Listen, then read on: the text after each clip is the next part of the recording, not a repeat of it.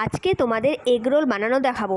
তো মেখে রাখা ময়দাগুলোকে ওইখান থেকে একটা এগরোল বানানোর জন্য পরিমাণ মতন ময়দা নিয়ে নিচ্ছে, তারপরে সুন্দরভাবে বেলে নিচ্ছে। এই দেখো কত সুন্দরভাবে বেলে নিচ্ছে আর কতটা সুন্দরভাবে গোল হয়েছে। তো তার কড়াইয়ের মধ্যে দিয়ে গ্যাসের ওভেনটা একটু বাড়িয়ে দিল।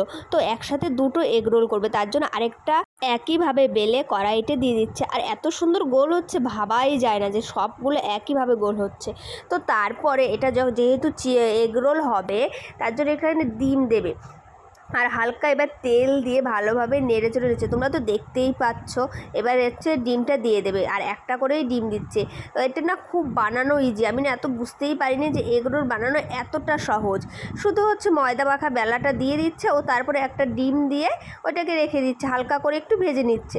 তো কড়াইয়ের কাজটা কমপ্লিট হয়ে গেছে। আর এটা যেহেতু আমি কড়াই বলছি, কারণ রেস্টুরেন্টে এরকমই কড়াইকেই কড়াই বলা হয়, বড় কড়াইটা। যে এইভাবে দুটো এগরোল ভাজা হয়ে গেল। তো আমি ভাবলাম কি হলো ব্যাপারটা, এগরোলের ভেতরে মশলাগুলো কয়ে গেল।